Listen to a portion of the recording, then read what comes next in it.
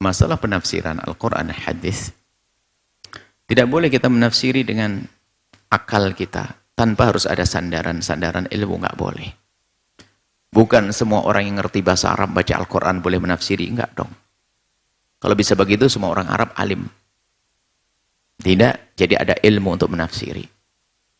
Tafsir ada ilmu tafsirnya, hadis ada ilmu hadisnya, kemudian di dalam mencarai memahami satu hadis pun harus dibantu dengan hadis yang lain, bahkan dibantu dengan Al-Quran. Begitu juga memahami Al-Quran dibantu dengan hadis. Jadi kalau orang ingin paham Al-Quran tidak cukup baca Al-Quran saja.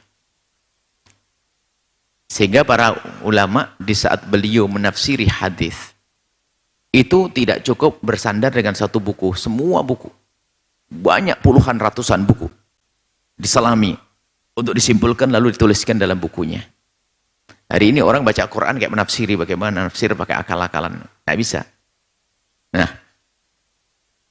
nanti ada di dalam penafsiran itu adalah nanti menghasilkan pencetusan. Ada tafsir menafsiri Al-Quran yang menghasilkan pemikiran akidah, menafsiri Al-Quran hadis yang menghasilkan pemikiran amal ibadah, menafsiri Al-Quran hadis yang menghasilkan satu etika, akhlak. Itu semua hasil daripada penafsiran. Kalau penafsiran terhadap Al-Quran yang menghasilkan akidah, keyakinan, ditinjau nanti dikembalikan kepada sumber dasar hukumnya. Jika dari dalil Al-Quran, kemudian dari dalil Al-Quran pasti benarnya, kemudian dari pemahaman yang orang tidak akan berbeda pendapat, maka setelah itu akan menghasilkan satu keyakinan yang gak akan berbeda. Siapapun yang membaca tafsir, orang dari masa ke masa, mulai dari tafsirnya zaman baginda Nabi sampai hari ini, karena Al-Quran yang bicara, kemudian lafadznya yang tidak mengandung multi makna, maka nggak akan berbeda. Dari dulu mengatakan Tuhan satu, nggak ada berbeda. Qul huwallahu ahad artinya ahad tiga itu nggak ada. Maka di sini keyakinan tidak akan ada perbedaan. Maka nanti ada yang memang di situ ada satu teks Al-Quran dan hadis Nabi yang mungkin multi makna, mengandung dua makna atau tiga makna, sehingga imam ini mengambil makna yang satu, makna ini. Ada memang dalam bahasa Arab sendiri ada yang menjadikan sebab berbeda, bukan pertentangan, bukan permusuhan. Maka ulama ini mengambil satu makna, ulama satu lagi mengambil satu makna. Contohnya, quru di dalam Al-Quran itu quru. Al-quru, quru. Quru itu adalah madhab Syafi'i mengatakan suci, madhab Hanafi had. Loh, jauh banget. Tapi memang dalam bahasa Arab ada semacam itu. Jadi mereka kembali kepada bahasa Arab sesuai dengan dalil-dalil mereka. Lalu madhab Hanafi mengatakan wanita yang dicerai adalah harus menanti 3 quru, 3 kali haid dalam mazhab Abu Hanifah, 3 kali suci mazhab Syafi'i. Loh, Qurannya sama, cuman karena maknanya punya multi makna. Ini menghasilkan pemahaman fikih. Nanti ada pemahaman akhlak tentang bagaimana berlemah lembut. Nah, seperti itu wajar dan memang harus seperti itu. Ada pun perbedaan nanti kalau yang pertama kelas nomor 1 akidah nggak mungkin ada perbedaan. Yang harus diyakini tentang Tuhan Maha Tunggal, tentang adanya surga, nggak ada. Menurut pemahaman saya surga ini kayak bukan surga, nggak ada ahli tafsir dari masa ke masa, nggak ada mengatakan surga ini kayaknya hanya kebun saja yang ada di Cirebon itu. Oh bukan, jadi masuk surga masuk kebun, nggak ada begitu. Surga ya surga sesungguhnya, semuanya bersepakat tentang makna tentang surga dan nar. Jadi kecuali nanti baru bertentangan yang jauh adalah di saat Al-Quran difahami oleh orang yang tidak berbekal ilmu memahaminya. Penafsir-penafsir baru ngaco. Nah, ini berbahaya. Nah, perbedaan pendapat di sini sangat wajar.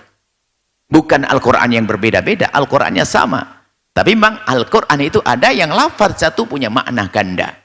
Makna, multi makna. Nah, kalau multi makna sesuai dengan makna yang diambil. Dan tidak bertentangan loh ya. Waktu Abu Hanifah, Hanafi mengambil qur itu artinya haid, tidak ada menyalahkan dari ahli bahasa. Karena apa? Memang arti qur ada haidnya. Ada yang mengatakan suci. Nah, seperti itu. Maka bagi orang yang mengerti tentang bagaimana cara istimbat mengambil hukum di dalam Al-Quran, dalam Islam, maka sangat sederhana memahami perbedaan pendapat. Sehingga Imam Syafi'i ini berbeda dengan gurunya Imam Malik dalam banyak hal. Yaitu kalau mungkin kalau ketemu hanya senyum aja, hebat muridku bisa berbeda dengan saya, kan gitu ya. Berarti dia lebih tahu dari satu sisi dari saya. Nah gitu, jadi biasa. Nah, tapi hari ini mulai ada gerakan-gerakan menafsirkan Al-Quran adalah dengan cukup kembali kepada metode-metode yang ada di agama lain, Bible atau yang lainnya. Sudahlah, nggak usah pakai referensi. Ini adalah merusak. Cukup belajar dengan bahasa, merenung, menghasilkan satu cetusan. Oh, dia nggak punya latar belakang. Nggak punya latar belakang ilmu agama, bagaimana menafsiri Al-Quran? Itu nggak akan bisa.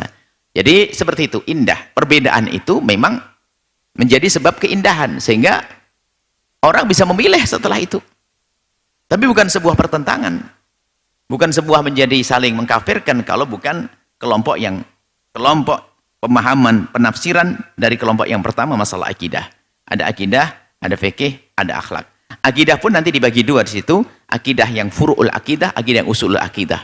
Nah, ini sederhana bagi orang yang memahami dunia pemikiran di dalam Islam. Memang kalau orang belum masuk wilayah itu bingung, kok bisa ya berbeda pendapat? Qurannya sama, ya memang. Karena belum masuk di situ, sehingga bagi orang akan bingung karena belum masuk. Tapi kalau sudah masuk, oh sederhana banget. Kadang satu hadis kita sebutkan hadis tentang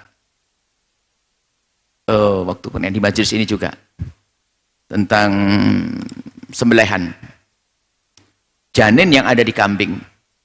Kita nyembelih kambing, di dalam perutnya ada isinya. Setelah disembelih, dibuka perutnya, ada bayinya. Boleh nggak dimakan ini? Nah kan? Kembali kepada hadis Nabi. Apa kata Nabi? Nabi menyebutkan zakatul janin, zakat ummihi. Nah ini zakat ummihi, zakatul janin, zakat ummihi. Padahal hadisnya sama, cuman beda harokat tok, menjadikan sebab berbeda arti. Coba, berarti indah, bukan hadisnya yang tapi justru indahnya bahasa Arab itu menjadikan variasi di dalam memahaminya. Zakatul janin, madhab Imam Syafi'i, zakatul janin, zakatu pakai rofa, zakatul janin, zakatu ummihi. Bayi ini caranya sembelihannya adalah ikut sembelihan ibunya. Zakatul janin ya zakatu ummihi.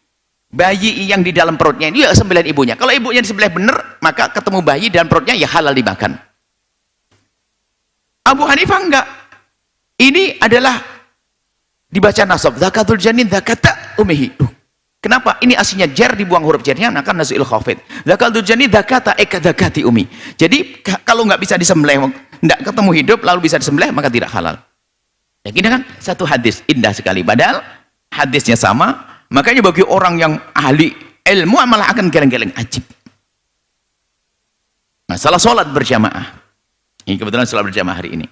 Ada satu hadis tentang sholat berjamaah menurut madhab Imam Malik dan madhab Syafi'i. Hadisnya satu. Hadis tentang Sayyidina Usamah waktu jadi imam. Sayyidina Usamah jadi imam masih kecil. Karena dia jadi panglima perang juga kecil. Jadi imam Usamah bin Zaid. Sholat berjamaah. Kelihatan auratnya.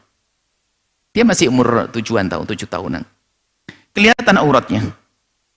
Sampai dikatakan, kenapa ini kok tidak ditutup auratnya oleh ayahnya? Nah, dari hadis ini, Imam Syafi'i mengambil satu pemahaman bahwasanya anak kecil yang sudah tamyiz boleh jadi imam. Tapi Imam Malik tidak mengambil. Tapi Imam Malik sih mengambil bahwasanya kelihatan auratnya semacam ini adalah sah sholatnya, tapi kalau sengaja haram tapi tetap sah. Madhab Syafi'i tidak sah. Padahal hadisnya sama. Nah, ini kan indahnya di dalam pemikiran Islam itu, maka semakin menyelami orang hanya geleng-geleng, ajib, ajib, ajib, ajib, ajib, ajib. Termasuk nanti hari raya, perbedaan hari raya Idul Fitri. Makanya ada orang, mungkin mohon maaf ya, bukan bagiannya, ada artis komentar, ini komentar, Islam, yang di luar Islam. Aneh banget, Islam tuh menyamakan hari raya aja nggak bisa. Kita ini punya agama kita, dari dulu hari raya kita tetap sama. Hari raya Islam, apaan itu? Jadi dia nggak ngebayangkan tentang ilmu falak, ilmu bagaimana ilmu hilal yang begitu unik dan cantik dan indahnya, tentang perbedaan matlak dan sebagainya. Maka bagi ilmu ya tenang saja, biar ikhtilaful matalik, ittihadul matalik, kemudian masalah falak, masalah ilmu antropologi perbintangannya. Jadi bagi yang ngerti ilmu hanya senyum saja, tapi di luar orang gitu aja nggak bisa. Itu kan ada komentar aneh-aneh. Islam ribut lagi urusan dengan Muslim sendiri, nentukan hari raya aja nggak bisa bareng. Apaan itu? Tapi bagi ilmu mengatakan, oh ya tenang saja. Ya lumayan, nanti bisa ada hari rayanya, bisa ramainya 2 kali itu nanti malahan. Mertuanya hari Rabu, rumahnya hari Kamis. Indah, nggak ada permusuhan di kalangan ahli ilmu. Ini adalah pemahaman, semakin menyelam ke dalam ternyata hanya geleng-geleng kepala. Itulah cara interpretasi kita terhadap Al-Quran dan hadis Nabi SAW. Tentunya adalah dengan bekal perangkat, tidak hanya sekedar kita baca hadis langsung menafsirinya. Bahkan kata Ibnu Wahbin, al-hadithu madillatun. Hadis itu menyesatkan illa lil fuqaha, kecuali orang ahli fikih yang ngerti hukum. Hadis sudah dihapus dipakai, kan lucu nanti. Hukumnya dihapus dipakai kalau Allah Rasulullah SAW, lucu nanti. Seperti itu. Jadi betul. Jadi terjadinya perbedaan pendapat justru itu adalah memang keindahan dan dahsyatnya firman Allah dan hadis Nabi SAW. Satu kalimat dari Nabi bisa menyelesaikan permasalahan yang banyak.